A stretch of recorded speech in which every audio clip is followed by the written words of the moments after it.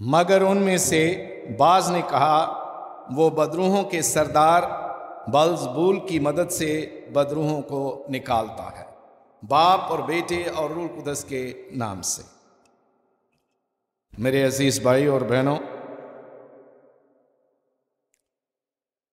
आज रोज़ों का तीसरा इतवार है और खुदा का कलाम रोज़ बरोज़ रोज़ों के अयाम में हमारी तवज्जो, हमारा ध्यान, हमारा ख्याल उन बातों की तरफ लाता है कि हम अपनी अपनी ज़िंदगियों को उसके मुताबिक, उसके कानून के मुताबिक, उसकी रज़ा के मुताबिक और उसके कलाम की तालीम के मुताबिक गुजारें। और आज का कलाम हमारे सामने जो रखा गया है वो एक इल्ज़ाम के हिसाब से है। किसके हिसाब से? इल्ज़ाम से। इल्ज़ाम लगाना बहुत आसान और सौखा तरीका है। इसमें कोई पैसे नहीं लगते, इसमें वक्त नहीं लगता, इसमें एकदम बंदा किसी ना किसी पर इल्ज़ाम कोई ना कोई लगा सकता और इसकी कीमत भी नहीं चुकानी पड़ती। यह खरीद कर नहीं लगाया जाता, इल्ज़ाम ऐसे ही लगा दिया जाता। और हम देखते हैं कि हमारे मुआशरे में, हमारे इर्द गिर्द, घरों में हो तो घरों में भी ऐसा होता है कि एक दूसरे पर हम इल्ज़ाम बहुत आसानी से और जल्दी लगा दें। अगर बरादरी के अंदर हो तो बरादरी में भी ऐसा ही होता है कि हम एक दूसरे पर इल्ज़ाम लगा देते हैं। ये इल्ज़ाम कई तरह के हो सकते हैं। जिनसी इल्ज़ाम भी हो सकता है, रुपए पैसे का भी इल्ज़ाम हो सकता है, इज्जत व आबरू का इल्ज़ाम भी हो सकता है। हजारों किस्म के इल्ज़ाम जो है हम एक दूसरे पर लगा देते हैं और ये सोचते भी नहीं कि जिस पर हम इल्ज़ाम लगा रहे हैं उस पे क्या बीतेगी या क्या गुजरेगी।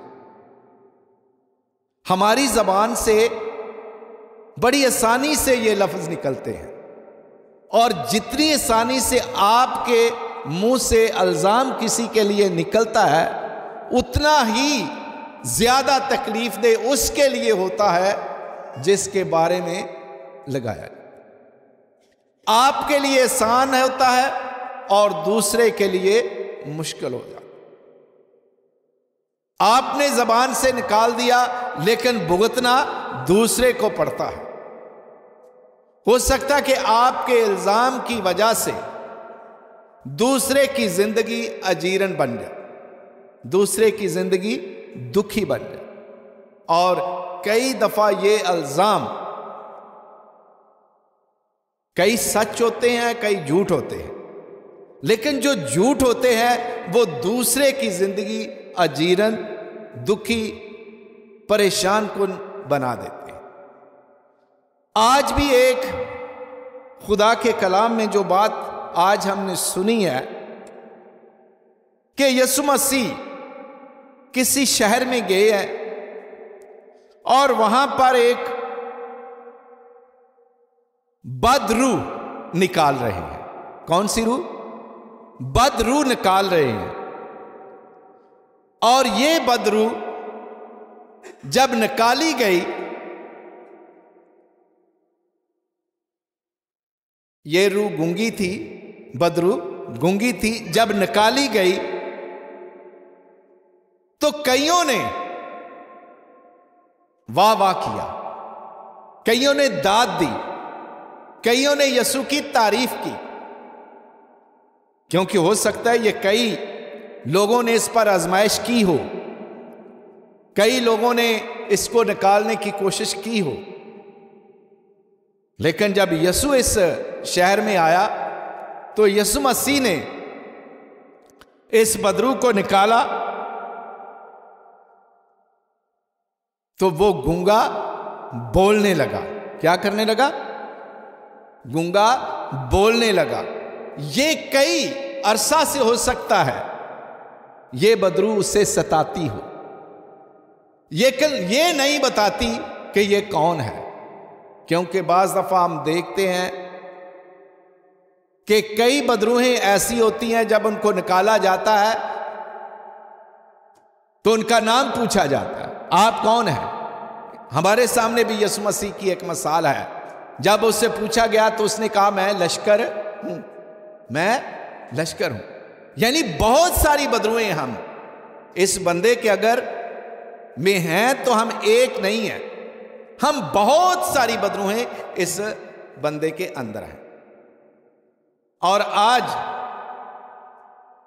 ये बदरू जो निकाली गई है ये गूंगी है, और इस गूंगी बदरू से जब पूछा गया हो तो उसने कोई जवाब नहीं दिया होगा। गूंगा बंदा कोई जवाब देता है? नहीं देता।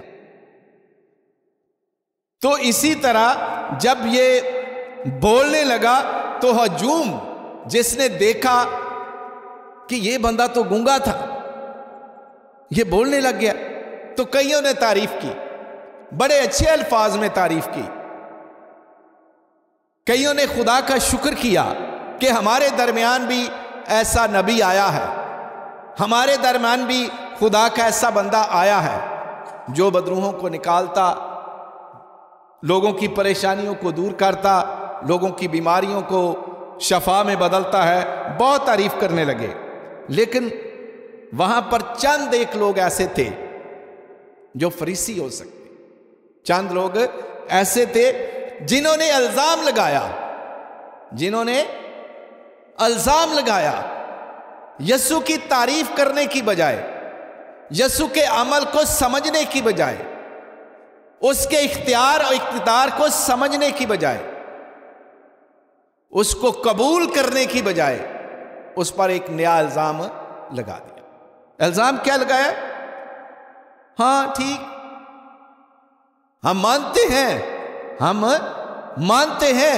हमने अपनी आंखों से देखा है कि ये बंदा गूंगा था, इसको गूंगी बदरू थी और निकली है, और ये निकली जरूर है, इसने निकाली जरूर है, लेकिन इल्जाम क्या है? इसने बलजबूल की मदद से निकाली। यह बलजबूल क्या है? हमने सुना तो है ना कई दफा, बलजबूल क्या है? ये फलस्तीनी एक देवता है। कौन है? फलस्तीनी एक देवते का नाम है बलजबूल। ये बदरूहों का सरदार या शयातीन का सरदार या प्रिंस है, इनको उसने नाम दिया हुआ। और कलाम के मुताबिक इसका जिक्र मलूक की किताब में आता है, और उसके साथ साथ हम देखते हैं कि आज जब इस सरदार का नाम आया है, इस बलजबूल का नाम आया है, तो उन्होंने यीशु को खुदा का बंदा, खुदा का भेजा हुआ, खुदा का मखसूस, दुनिया का नजात दहिंदा तस्लीम करने की बजाय उसका ग्रुप ही अलग कर दिया।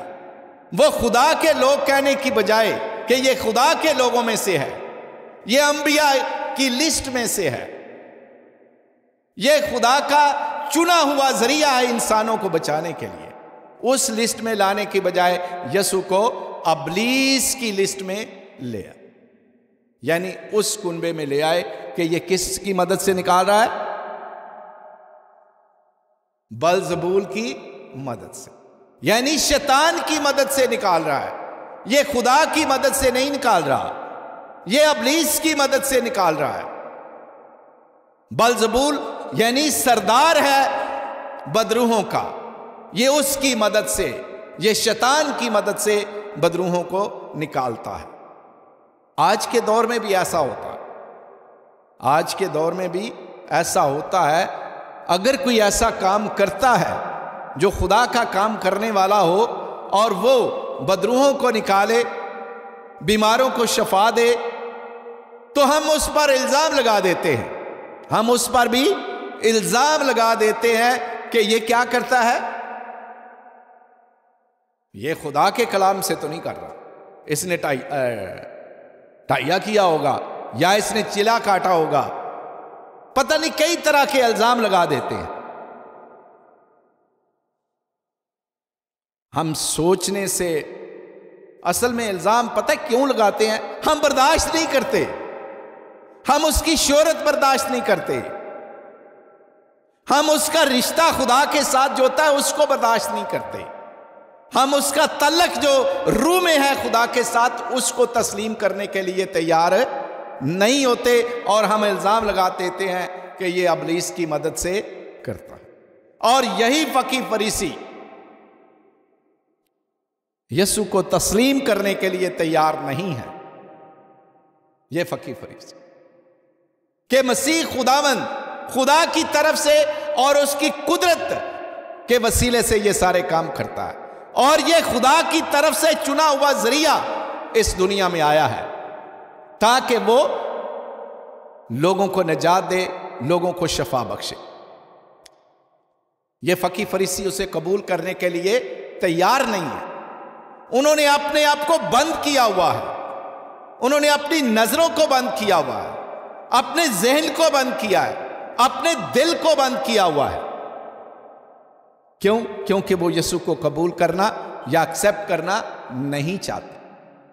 जब वो यीशु को कबूल करना नहीं चाहते तो वो बहुत से इल्जाम उस पर लगाते हैं, बहुत से इल्जाम उस पर लगाते हैं।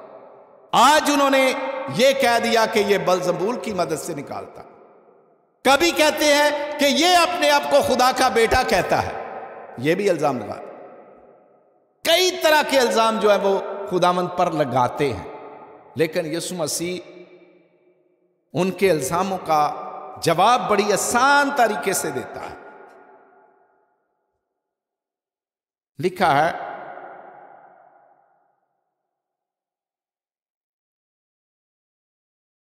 जिस बादशाही में फूट पड़ जाए वो वीरान हो जाएगी और घर पर घर गिरेगा। बस अगर शैतान अपने ही में मुखालफत रखे तो उसकी बादशाही क्यों कर कायम रह सकती। जब घर के अंदर दो बंदे आपस में मुखालफ हो जाएं तो वो घर सही रहेगा।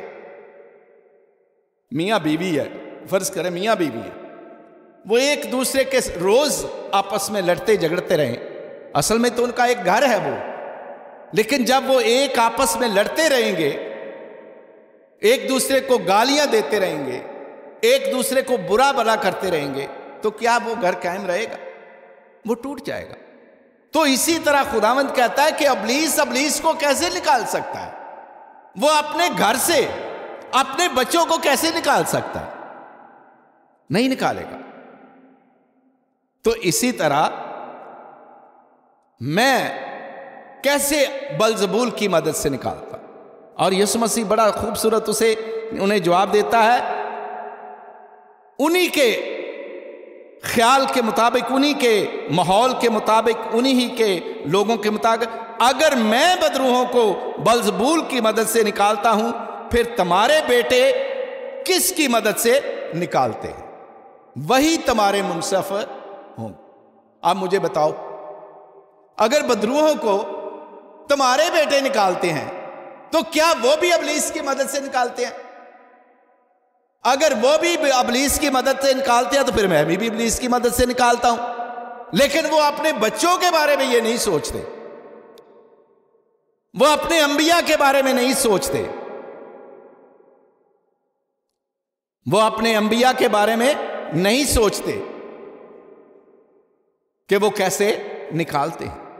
वो ये समझते हैं कि जो हमारे बच्चे निकालते हैं वो खुदा की कुदरत से निकालते हैं, खुदा की रूह से निकालते हैं। लेकिन ये जो जिसे लोग मसीह कहते हैं, जिसे लोग यसु कहते हैं, ये खुदा की मदद से नहीं निकालता बल्कि बलजबूल की मदद से निकालता है। ये उनका बड़ा इल्जाम है। और यसु मसीह उनके सारे इन इल्जामों की परवाह नहीं करता, क्योंकि वो जो काम करता है वो समझता है कि मैं कुदरत और जलाल के साथ करता हूं। वो उनकी परवाह नहीं करता और वो खुदा का कलाम देता रहता है। वो इल्जाम लगाते रहते हैं और वो उसका चर्चा बढ़ता जाता है, उसका चर्चा बढ़ता जाता है।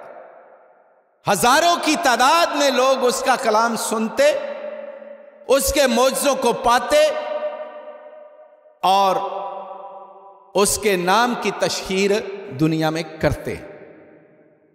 आज वही ग्रुप जो इल्जाम लगा रहा था उस दौर में, आज अगर वो देखे कि वो उस वक्त यसु एक मिनॉरिटी में था, एक छोटी सी तादाद में था जिस ग्रुप की वो नुमाइंदगी कर रहा था, और वो बहुत ज्यादा तादाद में थे।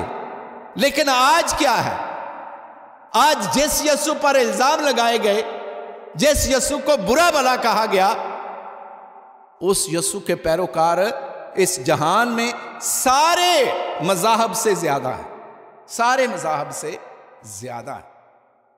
अरबों की तादाद में मसीह लोग हैं, लाखों की तादाद में भी नहीं, करोड़ों अरबों की तादाद में मसीही लोग हैं, और ये मानते हैं उस मसीह को जिस पर इल्जाम लगाया गया कि ये बलजबूल की मदद से निकालता। और यसु मसीह ने अपनी रूह,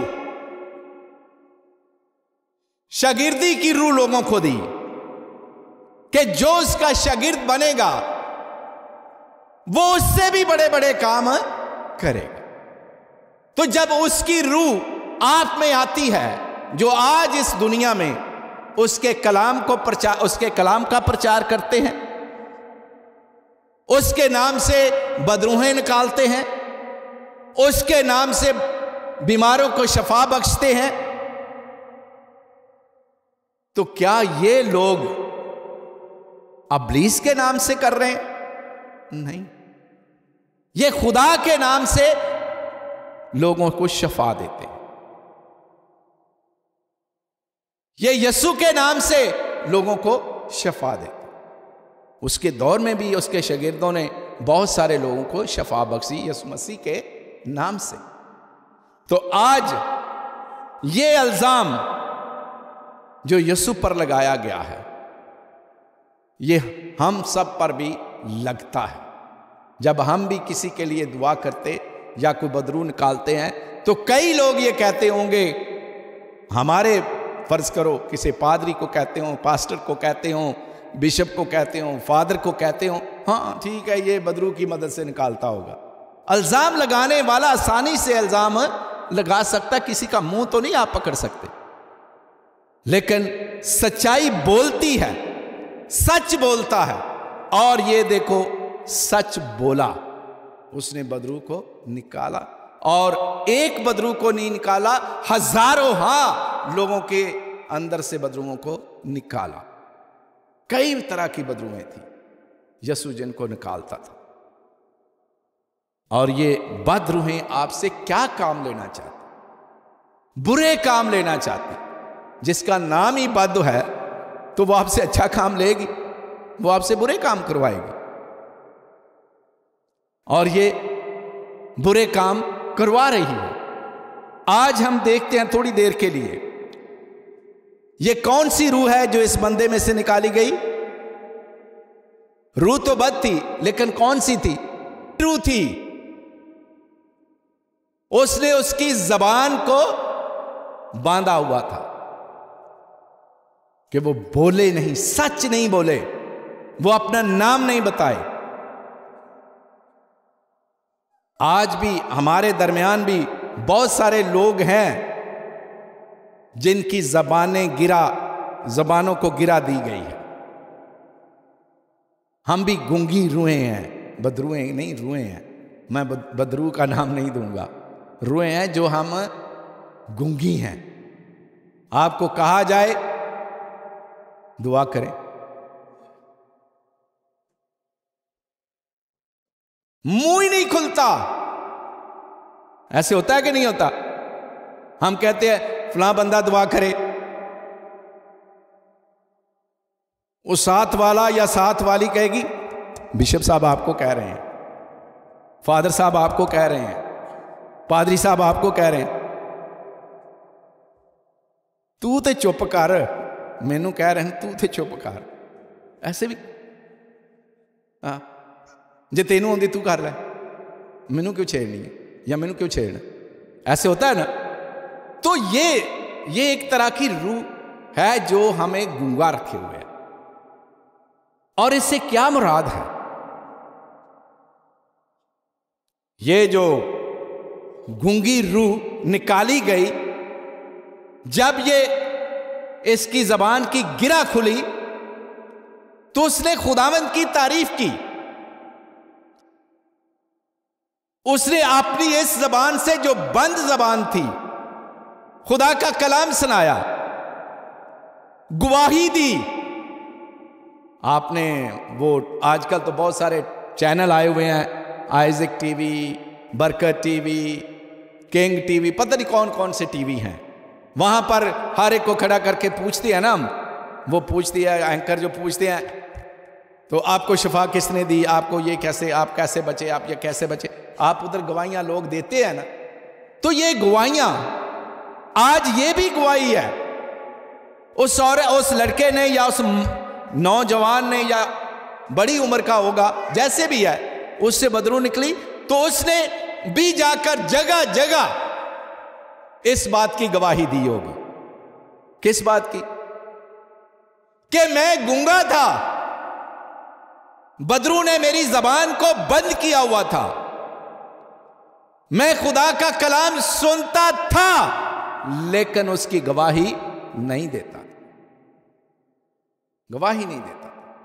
आज आप भी दो कान रखते हैं, टीवी के जरिए खुदा का कलाम सुनते हैं, चर्चों में सरमन के जरिए खुदा का कलाम सुनते हैं, रेडियो पर खुदा का कलाम सुनते हैं,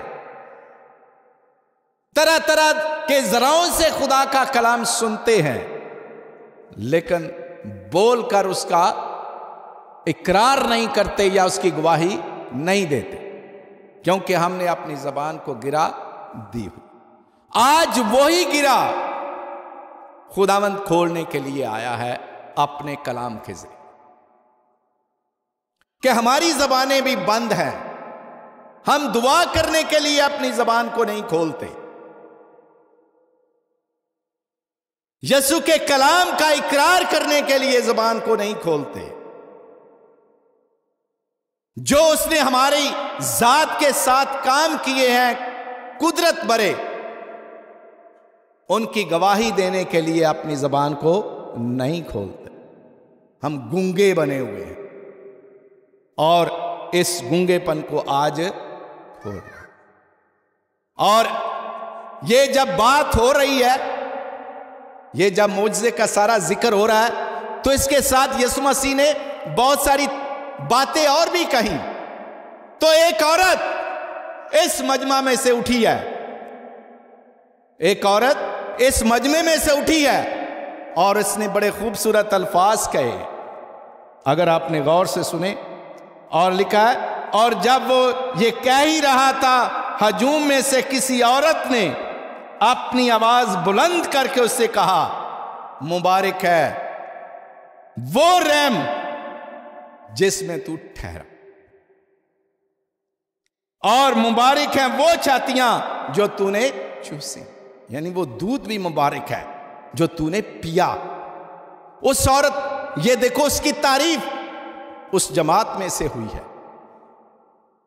जमात में से एक ग्रुप उस पर इल्जाम लगा रहा है, ऐसे ही हुआ ना, एक ग्रुप ने इल्जाम लगाया है कि ये बदरूहों की मदद से निकालता है, ये बल्जबूल की मदद से निकालता है, लेकिन उसी जमात में से लोग तारीफ करने वाले भी हैं और उसी जमात में से यही औरत खड़े होकर कह रही है, यीशु की तारीफ कर रही है, लेकिन यीशु मसीह ने अपनी तारीफ से ज्यादा तारीफ आपकी की है।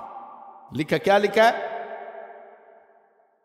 यीशु ने कहा बल्कि ज्यादा मुबारक है वो, उसने मुकद्दसा मरियम से भी ज्यादा मुबारक आपको कहा। किनको? उनको मुबारक है जो खुदा का कलाम सुनते और उस पर अमल करते। आप ज्यादा मुबारक हैं क्योंकि आपने अपने दोनों कानों को खुला रखा हुआ है खुदा का कलाम सुनने के लिए। और आप ज्यादा मुबारक है जब आप अपने घरों से यह नियत करके आते हैं कि हम खुदा का कलाम सुनने के लिए जा रहे हैं। आपका चर्च वहां से शुरू होता है जब आप अपने घर की दहलीज पार कर लेते हैं और रास्ते में आ रहे होते हैं इस नियत के साथ कि हम खुदा के घर में जा रहे हैं। आपकी इबादत 10 बजे शुरू नहीं होती, हमने टाइम रखा हुआ 10 बजे का। आपकी इबादत 10 बजे नहीं शुरू होती, आपकी इबादत शुरू होती है घर से जब नियत बांध लेते हैं कि हम खुदा के घर में जा रहे हैं खुदा का कलाम सुनने के लिए, खुदा से मुलाकात करने के लिए, खुदा की ज़ियाफत में शरीक होने के लिए जा रहे हैं। आपकी इबादत उस वक्त से शुरू हो जाती है और खुदावंद आज आपको मुबारक कह रहा है जो खुदा का कलाम सुनते हैं, ये मुबारक है। और उससे भी ज्यादा मुबारक वो है जो उस पर अमल करते। ये दो चीजें हैं, सुनने वाला मुबारक है, ये नहीं कि नहीं मुबारक, लेकिन ज्यादा उससे मुबारक वो है जो उस पर अमल करता है। खुदा जो कहता है उस पर तुम चलते हो, जो खुदा कहता है तुम सुनते हो और उसके बाद अपनी जिंदगी में उसको अपनाते हो। यह है ज्यादा मुबारक होने का। अगर आप चाहते हैं ज्यादा मुबारक होना तो रोजों के अयाम में हमारे सामने 3 मसाले रोजों की रखी जाती है कि रोजों के अयाम में हमने अगर अपने रोजों को अच्छा बनाना है, इस सीजन को अच्छा बनाना है, तो 3 पिलर हैं रोजों के अयाम के जिस पर आपने अपने आप को खड़ा करना है। इनको जरा बिठा दें प्लीज। पहली बात गौर से सुने, रोजा सारे रखते हैं, रोजा खुलवा भी रहे हैं और बड़ी खुशी से खुलवा रहे हैं, पैसे भी लगा रहे हैं। पहली बात दुआ, पहली बात दुआ, फिर रोजा, फिर रियाजत, खैरात के काम, चैरिटी के काम। अगर ये तीनों चीजें आपके रोजे में नहीं है, ये आपकी इबादत मुकम्मल नहीं होती। आप रोजा रख लें सुबह से लेकर शाम तक का, ना खाया ना पिया, ना खाया ना पिया, लेकिन उसके दौरान आपने दुआ नहीं की। दुआ से मुराद है कि आपने अपना रिश्ता खुदा के साथ गुफ्तगू के जरिए कायम नहीं किया, तो आपका ये फाका जो है किसी काम का नहीं है। आपके फाके को तकवीयत मिलती है आपकी दवा की वजह से, आपका मजबूत रोजा बनता है। और उससे भी ज्यादा मजबूत उस वक्त बनता है जब आप खैरात के काम करते हैं, चैरिटी करते हैं। चैरिटी से मुराद क्या है कि हम अपनी जात में से निकालकर किसी गरीब के लिए कुछ करते हैं, जिसके पास कुछ नहीं है उनके लिए कुछ करते, किसी को देते हैं। और ये अमल 2 तो हम आसानी से कर लेते हैं, 2 रोजा और दुआ में पैसे नहीं लगते, रोजा और दुआ में पैसे नहीं लगते, लेकिन तीसरे अमल में पैसे लगते हैं। तीसरे अमल में पैसे लगते हैं इसलिए उसको हम नीचे नीचे करते जाते हैं। हालांकि ये नहीं है। रोजा आपका मुकम्मल ही तब होता है जब आप तीनों चीजें कामल करते हैं। दो चीजें आपको डायरेक्ट तकवीयत दे रही हैं। कौन कौन सी? रोजा और दुआ आपकी जात को मजबूत कर रहे हैं, लेकिन खैरात आपकी उस जात को मजबूत कर रही है जो आपके इर्द गिर्द है, जो गरीब हैं उनके लिए आप कुछ करते हैं, जो मस्कीन हैं, जो परदेसी हैं, जो भूखे और नंगे हैं, जो भूखे हैं उनके लिए करते हैं, जिनके तन पे कपड़ा नहीं है उनको आप कुछ देते हैं। तो ये आपके रोजों को और मजबूत करते हैं। और ये तीसरी चीज में आप कुछ देने का अमल सीखते हैं। क्या करते हैं? देने का अमल सीखते हैं। और खुदावंद हमें यह सिखाना चाहता है कि दो, क्योंकि कलाम के अंदर खैरात के बारे में बहुत कुछ लिखा हुआ है। यह तुम्हारे गुनाहों पर पर्दा डालती। तो आज हम खुदा के हजूर रोजों के नयाम में अपनी जात के साथ वादा करें कि अगर हमने रोजे रखने हैं तो हम इन तीनों चीजों को मिलाकर रोजा रखेंगे। सिर्फ भूखे नहीं रहना, सुबह से लेकर शाम तक रोटी ना खाने का नाम रोजा नहीं है सिर्फ, बल्कि खुदा के साथ तल्लक बढ़ाने का नाम भी है। आप जब भूखे आते हैं, बैठे रहते हैं खुदा के सामने, तो आप भूख को तो तर्क कर रहे हैं, लेकिन अपनाना क्या है? रिलेशनशिप को, कि मेरा खुदा के साथ रिलेशन कितना गहरा हो रहा है।